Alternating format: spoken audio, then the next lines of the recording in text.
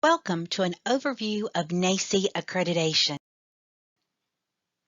NAEYC accreditation of early learning programs is housed within the largest professional association for early childhood educators, and we are dedicated to creating supportive communities of practice among field members. Did you know that NAEYC is the largest organization that offers support for the early learning profession?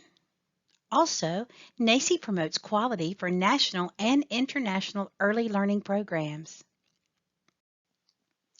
NAEYC is committed to quality and intentional practices that support all areas of development. First, there's a shared vision and commitment. Participating in the NAEYC accreditation process results in higher staff morale and greater retention. These are keys to creating positive outcomes for children. Next, child-centeredness. Overall, NAEYC accreditation provides a picture of the challenging and rewarding work educators in high-quality accredited programs do every day to ensure that every child receives an excellent early education. Next, a commitment to quality. NAEYC accreditation helps educators and other early learning professionals develop a shared understanding of and commitment to quality. And finally, shared access. Becoming NAEYC accredited allows programs access to the latest research and continuous improvement quality resources. Currently, more than 10,000 programs are participating in our accreditation system, both nationally and internationally. Did you know that NAEYC promotes advocacy for the profession? NAEYC's efforts support educators, staff, and programs in obtaining and sustaining quality early learning environments. Through various initiatives, NAEYC promotes the importance of quality among learning programs nationally and internationally. NAEYC has created standards based on research and best practices that help guide programs in acquiring and maintaining accreditation.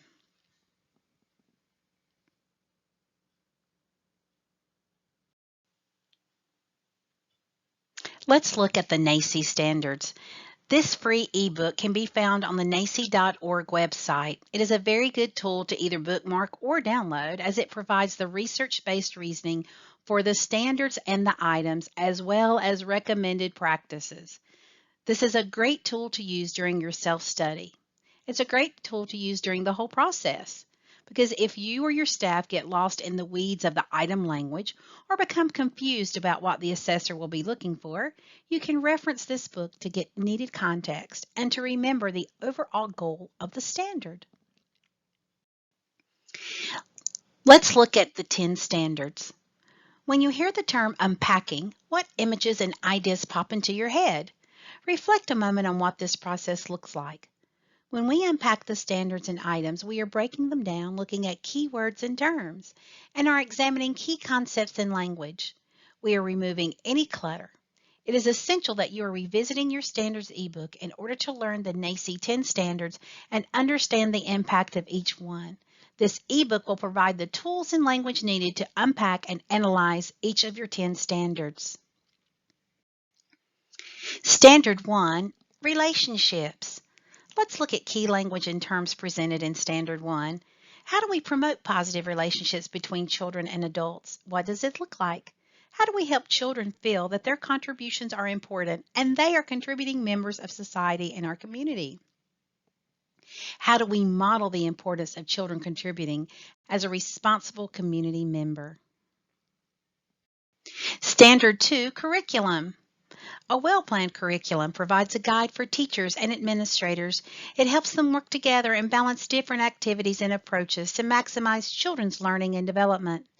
The curriculum includes goals for the content that children are learning, planned activities linked to these goals, daily schedules, routines, and materials to be used.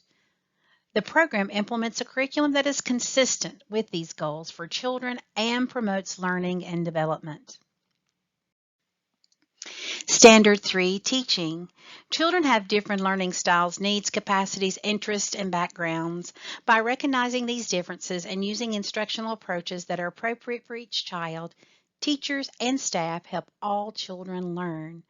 The program uses developmentally, culturally, and linguistically appropriate and effective teaching approaches that enhance each child's learning and development. Standard 4, Assessment of Child Progress. The program should be informed by ongoing systematic formal and informal assessment approaches, as these provide information on children's learning and development. The program should use systematic observations, documentation, and other effective assessment strategies in a responsible way, and always partnering with families and other professionals. Standard 5, Health. The program should promote the nutrition and health of children and protect children and staff from illness and injury. We know that programs must be healthy and safe to support children's healthy development.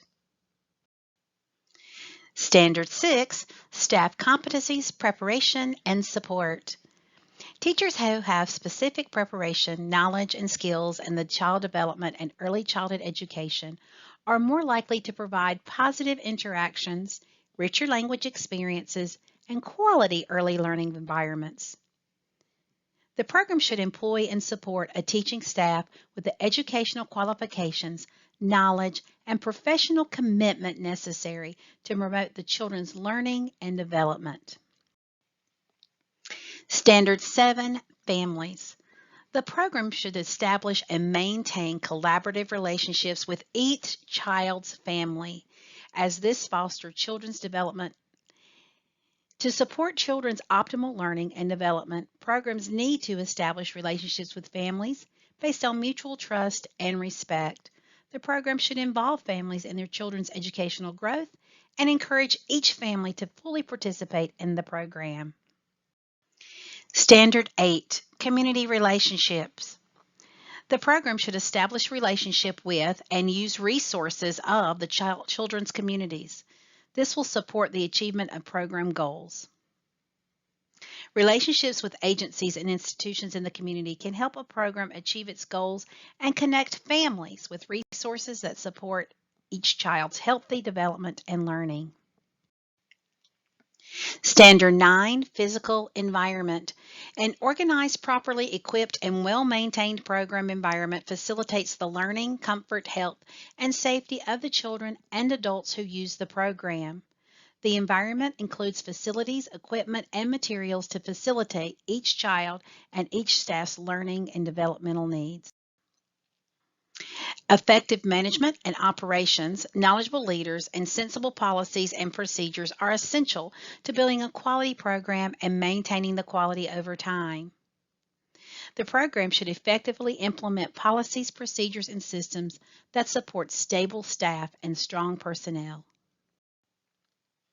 Now let's take a moment to review the 4 stages of accreditation and the accreditation process. In stage 1, you enroll and conduct your self-study. In stage 2, you will apply and do a self-assessment. In stage 3, you will become a candidate for a site visit. And in stage 4, you will maintain accreditation. Stages 1 and 2 can take up to 1 calendar year each per stage. While you enroll in self-study, this gives you an opportunity for you and your staff to reflect on your current practices, any needs, challenges, or barriers, as well as your strengths. When you are ready to begin the accreditation process, you will apply and enroll in your self-assessment. Here, you will create and complete program and classroom portfolios. In stage 3, you will apply to become a candidate. At this time, you will register for your site visit. Notice that up to 6 months the site visit can occur. After the site visit, up to 3 months after this, your ADR, or Accreditation Decision Report, will be sent.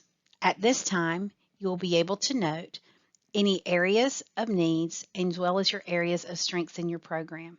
You will also receive your decision for accreditation or deferment. If you are accredited, then you begin your 5-year accreditation with annual reports and fees. If you have a decision to be deferred, at this point you can review and decide how you and your program want to move forward in correcting any items that need to be corrected in order to achieve accreditation. Your ELP or Early Learning Programs Policy Book includes information on the governance of Early Learning Program accreditation, the 4 stages of accreditation, and the accreditation policies and processes. Note that this free e-book can be downloaded from the NAEYC.org website, and it provides all information on all things accreditation and allows you to take a deeper dive into each of the 4 stages. So where do you start? When you are ready to begin the accreditation journey, you will create your account by going to the NAEYC accreditation site and registering. Note that you will need a membership.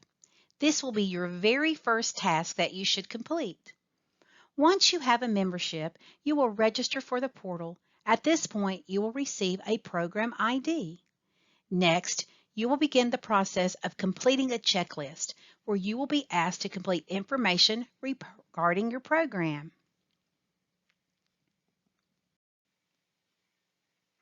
Once you receive your member ID, you will be able to sign in and see your program, access your program, and all information there. While in the accreditation portal dashboard, you will note that you have a resource called Torch. This is a valuable resource, as all things accreditation live in Torch. Accessing Torch is just one way you can receive support. Remember that all forms and information regarding accreditation live in Torch. This should be your very first stop when trying to determine the process, the steps, or answer any questions. Make sure you click on the Torch tab at the top in order to access your materials and your information. We can also provide training opportunities. These can be virtual, on-site, or you can receive a pre-recorded session. You can find the training request form on our NAEYC website. Right now, we have 4 main trainings, which are Accreditation 101, Putting It All Together, Creating Portfolios, Preparing for Your Site Visit, and Frequently Missed Items. Frequently Missed Items is only available through the virtual means or on-site training. We are currently in the process of developing more training opportunities. Finally, you can receive support through your state's affiliate. This information can also be found on our website. You can reach out to us per phone or email. We are here to help.